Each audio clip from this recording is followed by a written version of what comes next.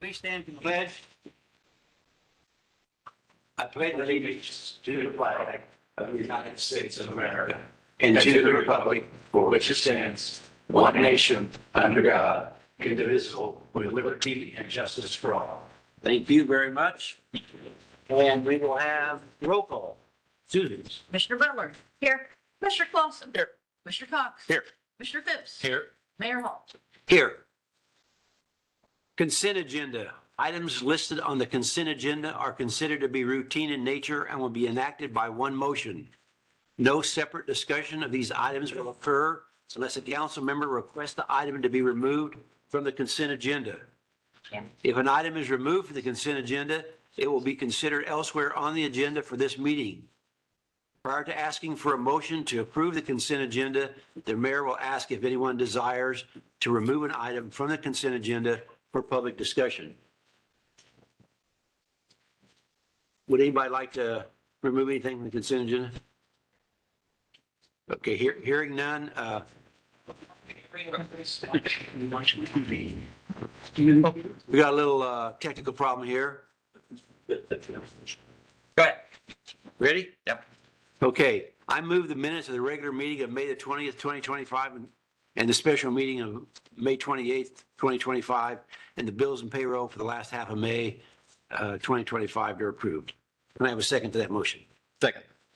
Mr. Cox and roll call. Commissioner Butler. Yes. Commissioner Clausen. Yes. Commissioner Cox. Yes. Commissioner Phipps. Yes. Mayor Hall. Yes. Presentations, petitions, and communications. This portion of the city council meeting is reserved for persons who desire to address the council. The Illinois Open Meetings Act mandates that the city council may not take action on comments received on matters that have not been identified on this agenda. But the council may direct staff to address the topic to refer the matter for action on the agenda for another meeting. Persons addressing council are requested to limit their presentations to 3 minutes and to avoid repetitious comments. We would also ask you, to state your name and address for the record, as well as stand when speaking. Would anybody in the audience like to, or online, like to ask any questions or have anything? And so Yeah, we we're- have somebody here today. Yeah, go ahead. From Retail Strategies. This is John. And, basically we've been talking with them for, I want to say, 6, 7 months? Yeah. Just about a potential solution to attracting retail to the community outside of the Emerald Acres area. There's a lot of attention and focus placed out there, and this is a potential opportunity for us to help move some things forward, like South Route 45, other areas in town. And so, again, it might just be an option for council to consider in the future. We spoke with a lot of groups, and Retail Strategies kind of stood out from those groups that we've spoken with. And so we wanted to invite them here today and give them an opportunity to present to council. So. Great. Thank you so much. My name is John Teed. I'm from Birmingham, Alabama. This year, actually, the election day, so I'm doing was touring with Alex and Kyle and Mayor Hall for about 3 hours. We went all the way through the retail corridor, with the sports complex. We went down south, the exit down there, for downtown movie theater. Maybe the most complete tour I've ever taken in the city. My first visit. It's really great. We are in the business of recruiting retail for communities. As you know, our sports facility is basically a powder keg that we kind of put a light in terms of sales tax revenue and retail. And we do that all over the country, in Illinois, really in 3 steps: data, real estate, and effort. We do a deep data dive into the community. Can you go ahead a couple slides? Yep. Slide 5.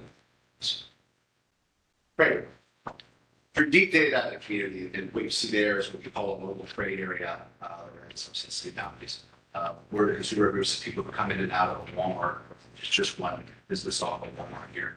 Gives us about 64,000 people that come in and out here every day. So we're shopping this community to another retailer. We're saying there's 64,000 people here, not 16. This is the people who shop in this community, and we want to be able to. It might be the cities who are getting them. By the police and the fire, the public works, and everything else, the city deserves to appeal tax revenue on people who don't live here and aren't sales or tax-paying residents in the form of sales tax, and that's kind of what we do. So do this data and a lot of other data. peer analysis, we look at cities just like this and say, hey, what do they have that you don't and why? And then that gives us kind of an easy list to at least start with, to pick off and say, hey, you're successful in this community, why can you not come here? Lots of the site criteria, Dunkin' Donuts is just an easy one that's growing quickly. This is just what I call the rules get to be broken. I can't imagine that every single development that they ever do meets all these criteria. We are putting sites in front of them that we feel like checks a lot of boxes and trying to give them incentives to move here. Second step is the real estate analysis. So we actually travel to the market and do a property inventory. This is a real client of ours in Missouri. I just took a screenshot of it. It's much smaller in the back. Much smaller community. We can see we catalog sites. So on the left there is it's going to be just raw data of it. See where they're plotted on the map. These are sites that are marketed, but not necessarily marketed. So we have some that are actually listed for sale. We also catalog sites that aren't listed for sale, raw land, old buildings, kind of rundown properties. We'll call anybody. I venture to say we probably do as many land deals on sites that are not for sale as we do with ones that are. These are potential focus sectors. We just did that's doing our research behind us before with the mayor and everybody. These are some of our focus sectors where we would probably start to recruit in these categories, whether it's restaurant, clothing, grocery, hotel, and a lot of hotel movement going on right now into sports facilities. I think that's only going to grow. Understanding data is critical. A lot of people have data. You get data from a lot of places. What do we do with it? It's just a piece of the puzzle. It's the first step toward recruitment. We have access to the same data that retailers do, but current data won't be able to take into account retail what the sports facility will do for really several years as they count that stuff out. We would like to go ahead and get ahead of that game. Say there's a sports facility open here. There's all these available sites, whether they're for sale or not. Already have this retailer in motion. What else can we get coming to this community? So we take all that data and we get to work. 99% of this product is labor. It is the day in, day out, brutal task of calling, emailing, going to ICSC, going to trade shows, constantly putting that brochure behind you up in front of retailers and the brochure we make. And just keeping the community top of mind with your retailer. And it's a hard route. It's 9 no's for every yes. Sometimes it's 15 no's for every yes or maybe. But we have been successful in doing that. And I like to kind of make a joke and say, it's kind of like applying for a job in a place where you have a friend. Like, we're not going to guarantee you a job. We'll guarantee your resume so that. And we want to put it back, mention his resume in front of all these potential retailers. So when you get 3-person team, all licensed commercial real estate agents, your staff, basically reporting to Alex, nothing but recruiting retail. So we're doing daily outreach to retailers, landlords, developers, and we keep all these interactions logged in a software called Basecamp. So if you're not familiar with project management software, any text, call, email, show interaction, meeting with a retailer is logged, where Alex can log in any day and get access to anybody. Can log in any day and say, hey, what's going on with that restaurant? What's going on with that hotel chain, that facility? All that stuff is cataloged for opportunity for the community. I want to say, hey, what are they doing here? What are we working toward? And keep kind of council updated on that stuff as well. I mentioned conferences. I think how we've been to ICSC a couple of times. I was there 2 weeks ago in Las Vegas, the biggest one. I'll be back in Chicago. We go to every single one of these in America. My boss is a board of trustees. We're very, very dedicated and involved with that Retail Live. For us, that's just a conversation starter. We're here to, that's a good way to get a phone call. The persistent update, perpetual updates is really what gets the stuff. This is just a smattering of the team that handles Illinois. Myself, I'm the worst/chief Richard mainly, portfolio director that keeps the city apprised, the recruiter whose job is to nothing but smile and dot and send emails. So it's mainly labor and effort. The deliverables, we do a market analysis. That's what we call a retail recruitment plan. It's usually about 90, 95, 100 pages, basically saying, hey, this is what we want to recruit. This is where we want to recruit it. And with your permission, this is what we're going to do. And it's not a plan that we, a lot of times people say that we're going to plan in the city and we are executing this plan every day with kind of a vision that we lay out. Also a marketing guide, that we have for other retailers and a market analysis. That's just all in the data, being free, and then the raw data if you wanted to be able to use for really anything. So that could go for housing or for small biz or anything like that. You have access to all the data we have. And I'm trying to make sure, trying to save your time on it. Any questions? John, I've got a couple that come to mind just because good information, good presentation. I appreciate you being here this evening. So the first one that comes to mind is you had mentioned 9 of 10. You get 9 out of every 10 is a no, right? So do you have a feel for, and I know this is kind of a moving target over time, but how long does it take to for you to see some success? I guess. We, in a city like this, I would say average 2 years. Okay. If we were to start, Dunkin' Donuts was one of the examples I used, that might be one of the smallest, easiest things to build. Mhm. I think if we started building that now, if we got a yes now to get through permitting, a lot of that has to do with the city. You all are the rest of the city, with economic development, and kind of plainly see that. So that might not be an issue here. But, getting the permitting done, getting financing, getting it ground up, construction delays and things like that. For some small, obviously for a bigger thing, a Target, grocery store, 3 or 4 or 5 years, depending on what it is. We work in communities for Costco, yeah, much. Depends on the retailer, it depends on nowadays with construction costs, things like that, a lot of the bigger retailers that cities really want are asking for incentives. And, it depends if the city's willing to deal, and if it is some of those demands or asks that the. Sure.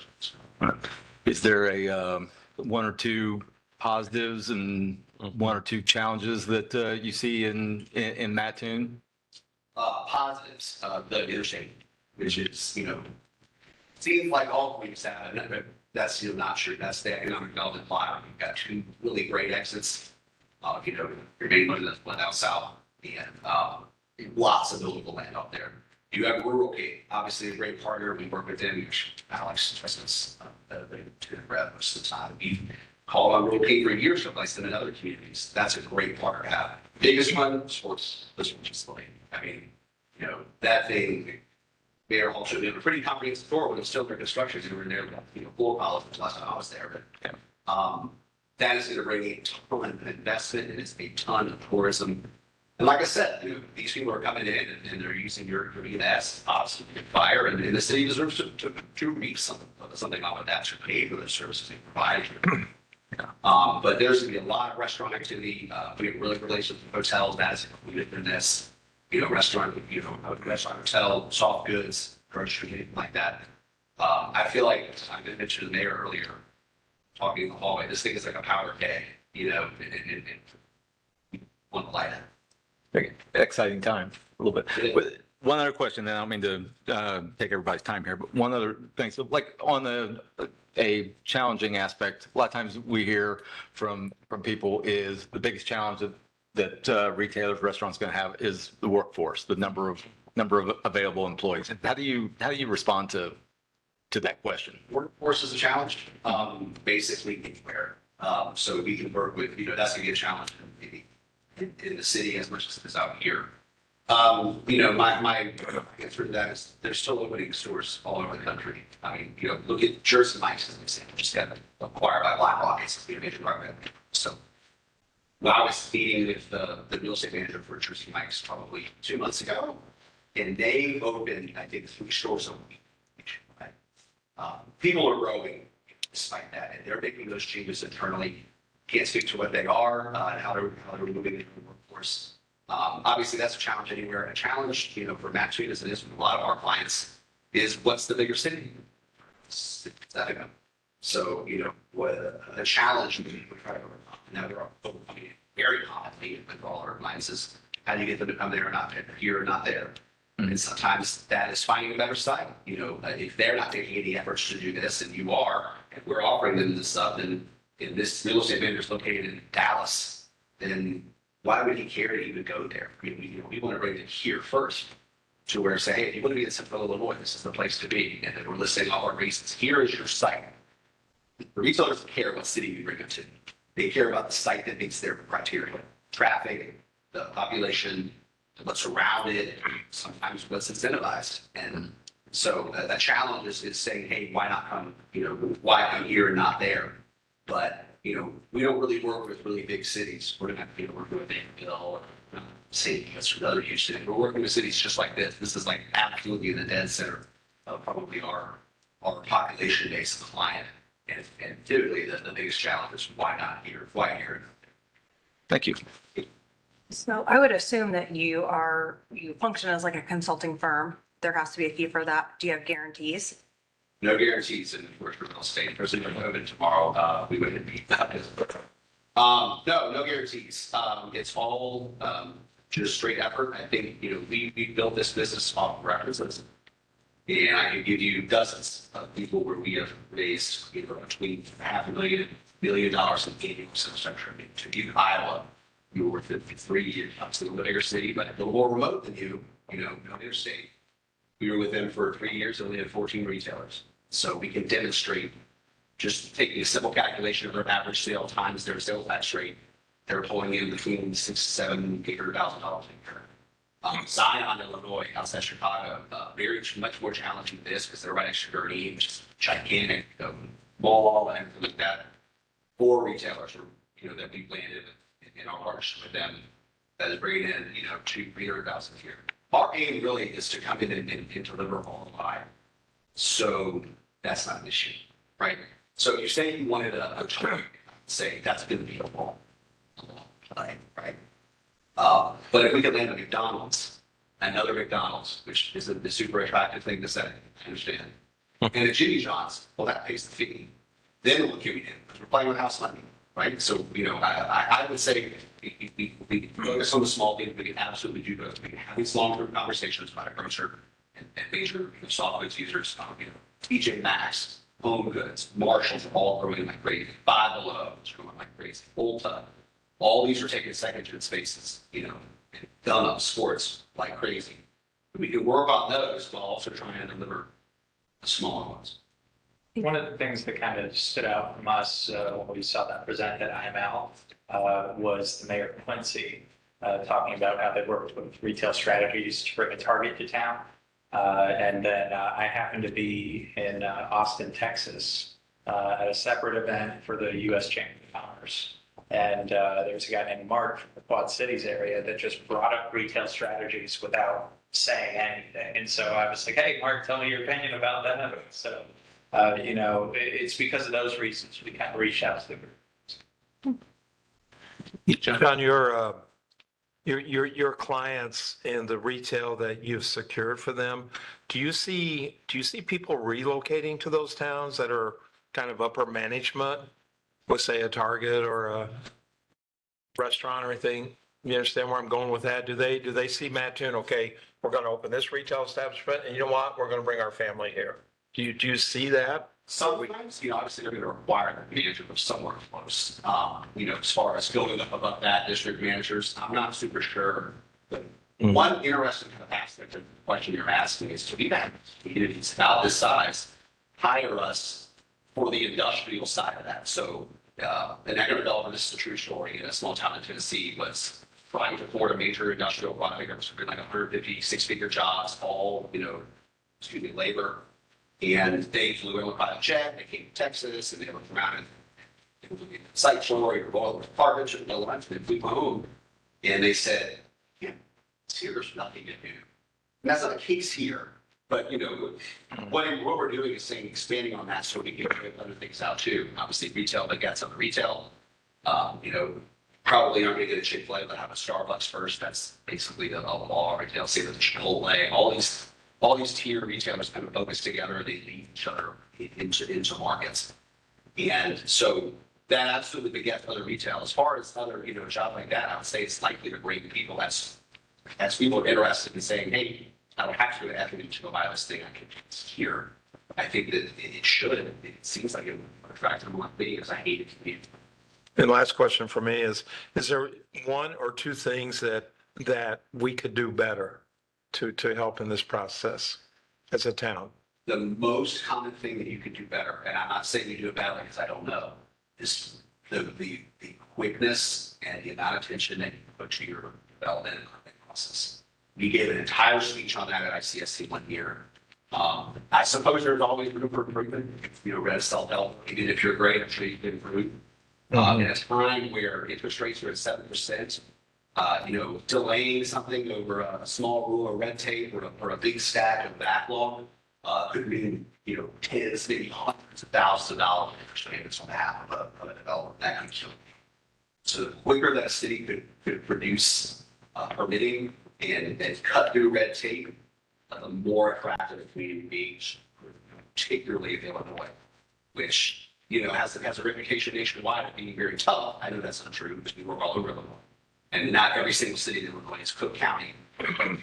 But being able to go to a city and say, hey, we will do this quickly and we will work to develop would absolutely. So, and sorry, another question. The corporate, This could take a Corporate- while. that's So it. you know, Yeah, 2, 3. You're- no, I get 3. The corporate tax rate of Illinois is 9%, Indiana's 4.5%. So how, you hear it all the time, corporate wise, tax wise, we can save 50% by going to Indiana.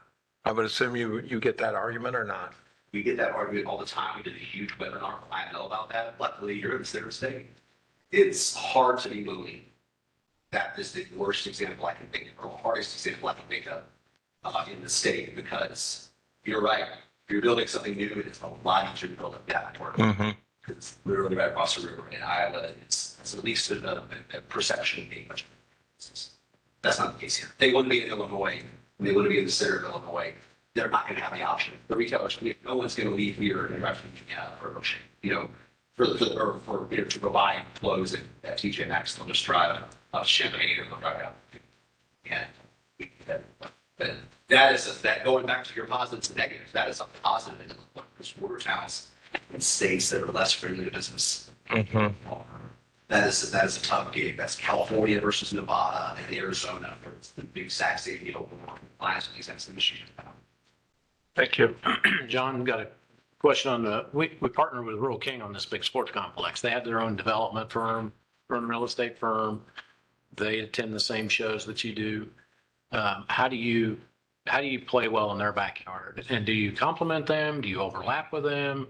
Are you talking about marketing services outside of the business development corridor that we're talking about? Sure. I would say there might be some overlap. We have a really good relationship with them, so I wouldn't think that would be negative in any way. The difference between us and what Rural King imagines is Rural King is highly incentivized to market the sites which they have.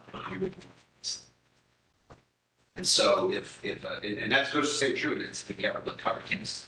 We don't take any real estate commission on any. That stays local. So we can play matchmaker, we can hit it off with a local broker. They can do the deal, they can make their own money and do everything like that. We work for the city. We are agnostic to any brand, any property, any developer, anything. All we care about is opening a retail business inside of these borders, so the city can benefit. Now, if that means we can go and get a developer or get a site that isn't owned by somebody else, maybe owned by somebody in Chicago that's never even been here, happens all the time, then we'll do that if that's what the retailer wants to go.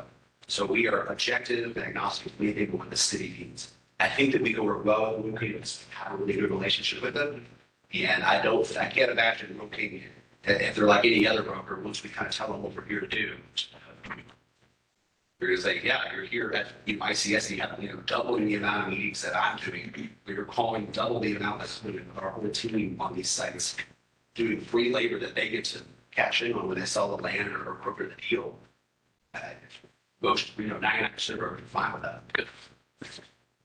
Maybe just a couple of final comments. I think it's very helpful for you to be here to meet people that you haven't met before. Number one, we've had incidents in the past where we've hired a company like you, not like you, but they represented themselves as like you, and they did all the studies and did all the work, and we paid the money, and there was supposed to be a return on investment. You mentioned that particular subject. This is a strategic thing for us. These people sitting around the table here today, we're not even going to see the benefit until some of their terms are up. 2 to 4 years, that's when they're first going to get to see some of these things in a return for the money that we invest with you. But that party that we hired before is they laid out the plan for us and they just walked away. You know, we had to do it. We weren't experts in that. And the other thing is I really believe they sold those deals with a competitive community of ours and worked the best deal for them. And we're not going to have that with you. I certainly hope we wouldn't. So would agree absolutely not to do business with Charleston or Yeah. to Well, truth of the matter is, Charleston, we got a much different view. I think most of us have a much different view. If you were to bring someone here and they said, boy, we don't know if we ought to go to Mattoon or Charleston. If they go to Charleston, it benefits us. You know, they're going to hire people that live here.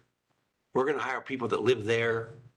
You know, it's going to benefit our county. It's going to bring people into us. That's all part of our market area. And we do a lot of things with Charleston. And I think that's not going to bother us so much, Charleston. It's the ones that are outside of our sort of our immediate region that we don't want to have those kind of deals occurring. Yeah, that is something I would absolutely agree to. That is very altruistic of you and his council presentations all the time. I've never expressed it. So very, I mean, that is a great attitude to have. But, you know, we'll just talk about that. You know, as long as we don't bring it work. Yeah. Well, Ian, appreciate your time. I know everybody's had a chance to talk to you before firsthand. There are things that I think that we can work out potentially very well, but it'll be this council that has to make those decisions. And I don't think it was a waste of your time. I don't know if you'll stick around at the end. There may be other questions that people have, I'll see. but we appreciate that. You came a long ways. And Kyle and Alex have my contact information. Thank you very much. All right. Just one clarification, though. We did mention Cook County and Illinois, and I think most people around here, we do view that as an out-of-state entity in Cook County. I just wanted to clarify. I come here all the time, I know. So, But I mean, like I said, there are businesses in Cook County that make, there's cities in Cook County that come people there. yeah. They have, you want to talk about challenges, like I said, you're talking all day about those. Awesome. All the range fund, have your credential, and it's great. I should have told you were talking to an auto salesman here. You know, he sells 9 out of 10 at his contacts, and it only takes him a couple days. I wish that were the case. Yeah. Thank you. Thank you. Appreciate it. All right, keep moving ahead here. Yeah, go I ahead. think we may have someone else Oh, for okay. public Somebody- comments. I'm sorry, somebody else? Maybe not. Was there somebody else had a question? Just Ed, so. Just Ed? Just He Ed. probably got a question, but we won't take it. Okay, anybody else want to address the council? Anybody else here? Okay, so we're going to go on to new business. Motion to adopt ordinance number 2025-5496, amending chapter 36 of the municipal code to establish section 36.09, municipal grocery retailers and services occupation tax in the city of Mattoon, Illinois, county of Coles. And can I have a second on that motion? Second. Commissioner Butler, and discussion on this. Again, this is, I mean, it's been out in the news and everything else. Starting January 1 of 2026, the state isn't requiring the grocery tax anymore, 1% grocery tax, but they did give the cities the option to continue that 1%. Most cities are taking that up for consideration, and many of them adopted it. You've seen some on TV around here. I think Decatur already did. Champaign is still discussing theirs, but some of the other smaller communities have. It would if we did not renew it, it would cost us about $500,000. So again, it's not a new tax. It's just a continuation. The state's doing away with it. We're implementing it, and the state gave us the right to implement it. So Just to clarify, because people are going to question this, the state charged this, we had the 1% grocery tax, went to the state, came back to it was a funding source for the city. the city, for municipalities all over the state.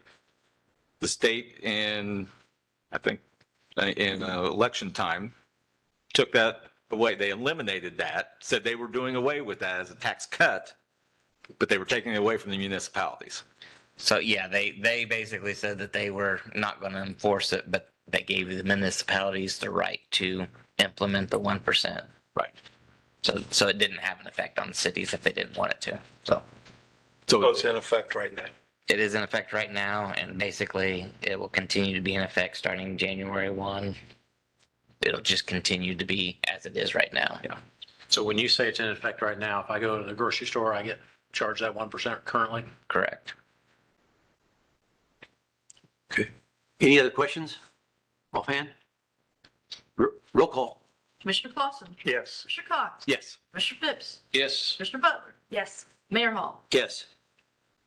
Motion to adopt special ordinance number 2025-1964, granting a special use for a Tier 2 short-term rental located at 3421 Western Avenue. Petitioners Michael and Angela French, 07-1-01661-000. Can I have a second to that motion? Second.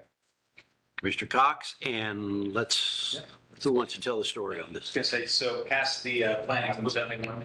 You come on up. Yeah, definitely seeking opportunity to help them out. Thank you for bringing back that sign, by the way, nobody ever does. Did we have, That's true, that's true. do we have a deposit on that? So, yeah, this passed unanimously, at the last planning and zoning commission meeting.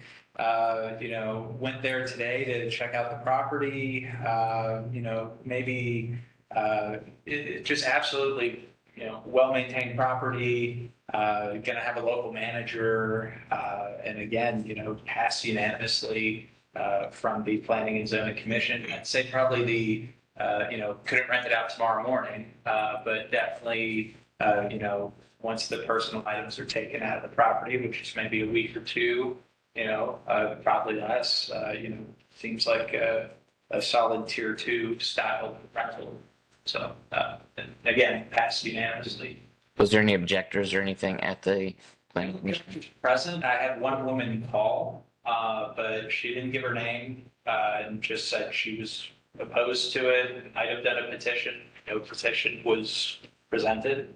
So, I kind of, from a planning and zoning perspective, we kind of take that with a grain of salt until somebody comes with an actual written petition. Because, it's one thing to call and say, I don't want that next door. It's another thing to organize a group of individuals against the petition. So, Alex, I'll have to abstain. I own a house 3 or 4 doors down from this one. Not that I'm going to rent mine at all, but I have had a couple of people reach out just from the condition of the property prior to what you're doing now. As far as because I think it was under the long-term lease at that point, was it? Yeah, what was wrong with the property? Nothing changed, except I painted the outside of the house. So is that going on now? And what are your plans for the But I mean, future? I don't know where anyone's complaining, just nothing's any different. Like, painted the house. Yeah, All the inside of the house, I've been here doing a lot of stuff. Good. It's all painted. Good. So the only thing that's different is most of our stuff is out. It's basically ready to Airbnb, fully anything, as far as everything's just basically there. Move in or out. I like coming back with my family in Florida, so really, we're not trying to make it, it's just convenient to Airbnb it. Two properties. Units, new questions. Mike, do you have a manager? So, hopefully, I need 3, but I've got 2 units. My cousin's name is Scott, so. And it will remain furnished, people, And that's how Airbnbs work. I'm new to this, so. okay, yeah, because most of the Airbnbs, you're ready to move in. You got plates in the cabinet and you got everything. All of our stuff there, so that's what I said. You said that it was the backyard. The guy had, that was the guy that's renting for 5 years, so nothing, the place is still just confused about that. So it's painted inside, that's the one that we've been doing really. I could do little stuff like anybody do their houses, but nothing, there's nothing wrong with past period. It looked like I'm fishing on anything. I could do a bathroom. But we have several on there. It's 3 stories, huge backyard. This complex thing works well. It's a great idea, right? So we'll see. If I had a lot of, I'll not do the same. Yeah. My wife wanted to bring this house. My mother's, I can't believe I come here. But, so anyway. There's quite a bit of parking in, behind the house too. That's now front there, it's all the way down western there, so. Everybody does front of the house, yeah. Okay. Any other questions anybody has? I think that you have a son who comes back and forth, correct? That stays here because he's staying in Illinois for school. Yeah. Yeah, and I mean, So he may be there sometimes Yeah. instead of it being a renter.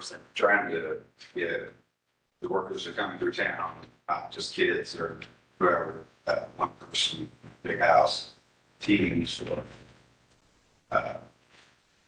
service workers, stuff like that. I mean, that's ideal. You try to go out there, that's what I'm studying. Or upstanding, it's not that, that one person, big house, I want to maximize everything if I could, but I'm looking to break even, you know, sure, so that sounds stupid, that's not a business, I'm trying to, not pay my mortgage. Yeah. That makes sense. Yeah. And this is tier 2, Alex? Any other questions anybody has?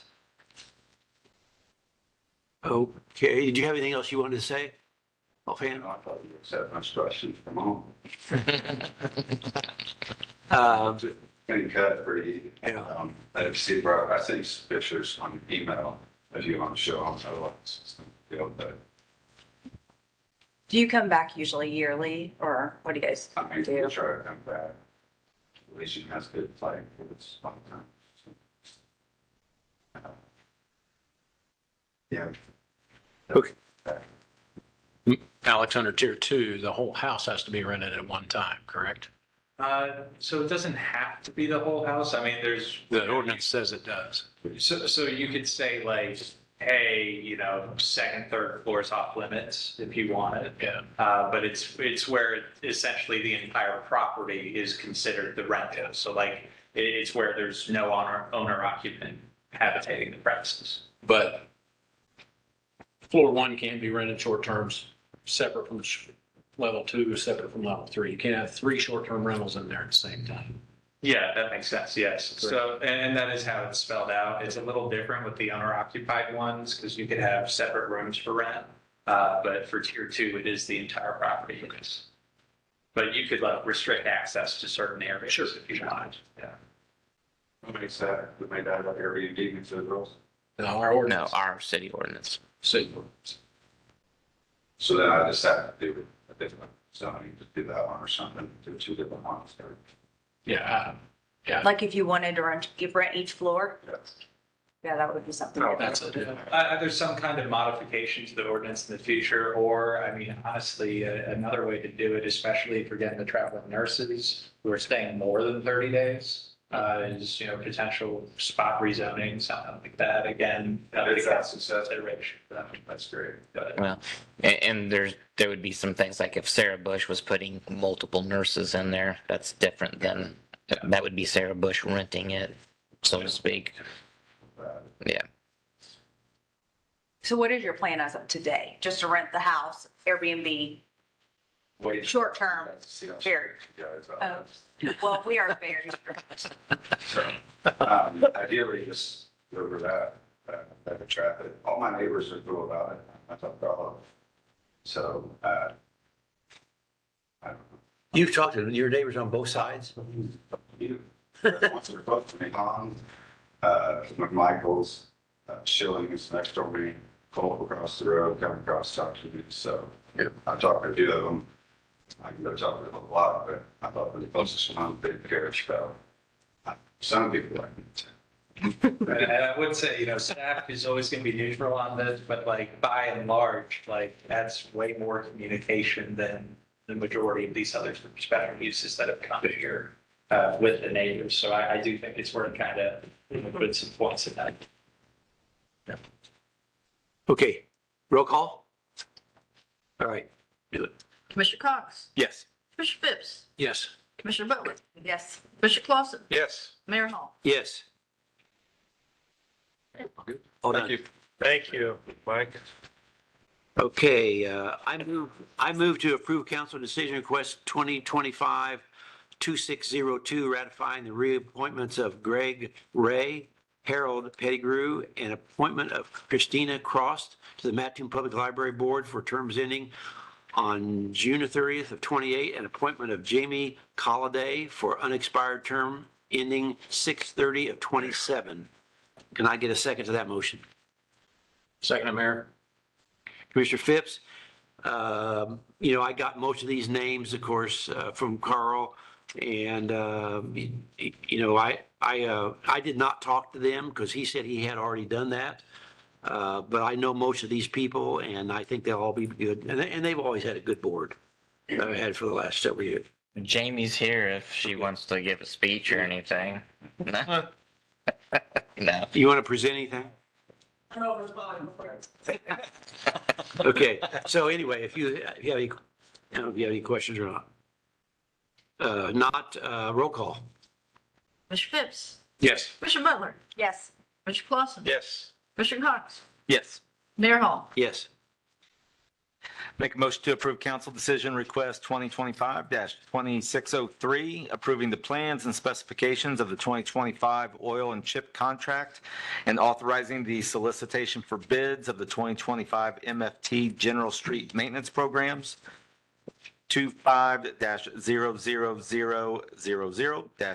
25-00000-01-GM.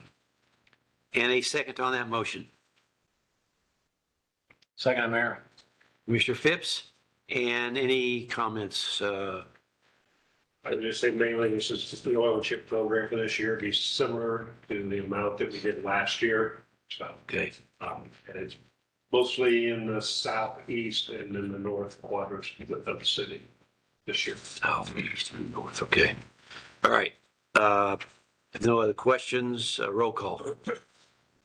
Commissioner Butler, Yes. Commissioner Clausen, Yes. Commissioner Cox, Yes. Commissioner Phipps, Yes. Mayor Hall. Yes. Motion to approve council decision request 2025-2604, approving the final 2024 MFT street maintenance expenditure statement in the amount of $1,203,995.06 and authorizing the mayor to sign the municipal maintenance expenditure statement 24-00000-00-GM BLR 14222. And a second to that motion. Second. Commissioner Butler and, Same. No, this is just the expenditures for this past year, and actually more than a year, 1 year and 4 months worth. So it's a little bit larger than anticipated because we changed the reporting period to match the fiscal year of the city rather than from January and December. So we added, IDOT allowed us to add that 4 months to take us through the end of April this year. This includes all the oil and chipping, pavement markings, materials that we bought, a lot of things like that, so. Dave, can you, does MFT money go to sidewalk repairs? Yeah, we can, So is that part of that? Yep. yeah, we, As well. and our sidewalk contract was on part of that too. Yeah. Okay. Any other comments? Questions? Roll call. Commissioner Clausen, Yes. Commissioner Cox, Yes. Commissioner Phipps, Yes. Commissioner Butler, Yes. Mayor Hall. Yes. And comments by the council. Anybody want to make any statements tonight? Starting over here, anybody? Offhand, just real quick, I want to arrange photos for this council. And I would like to do it at the next meeting if everybody's going to be there. So we would have that, typically what guys wear suits and business casual or whatever you want to do. But if everybody's going to be here, we'll take a photo and we'll use it as our official council photo. So we have 2 weeks to fast. You can is what you're fast, saying. get your hair cut. Something behind me. So, and then everybody got, excuse me, No, go ahead. everybody got name tags? Yes, And they all thank you. fit? Thank you. Everybody's okay there? That's all I got. Yes, just one thing, Jonathan, appreciate you coming. And I know he left, but I appreciate Mike coming and presenting and being honest and open about what he's going to do and that his plans are open to whatever. So I I appreciate think it can work out. Yeah. I think so too. And I do just want to let you all know that I'm going to be in Champaign the next 2 days at the ILCMA County Managers and Administrators Summer Conference. It's in Champaign, so I'll be driving back and forth up there the next 2 days. Good deal. There's an opportunity, and John, you may zero in on this. Do you bring some barbecue home from Champaign? Little porgies. Little porgies. Little porgies. Fantastic. So just Okay. something for food for thought. Guess we're not fasting. We needed, by the way, just so you know, we needed a good barbecue place here. Did you notice that name they gave you, the lead? Yeah. Yeah. Existing. Yeah, it is. Where's that? It's on Springfield on the west side of town. The one at 5 Point on Urbana closed. Oh, But, okay, but the other one's still there. yeah, they used to own 5. They used to have one in Bloomington and somewhere else. But Mayor, I think the way we used to do that, the newest members of the library board would bring refreshments. So I don't know if that person's here tonight. but- Yeah. Okay.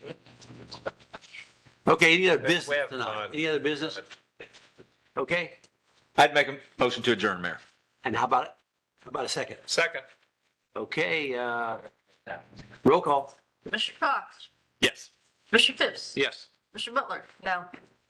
Mayor, Commissioner Clausen, Yes. Mayor Hall. Yes, Trying to hurry up. meeting adjourned. You want now?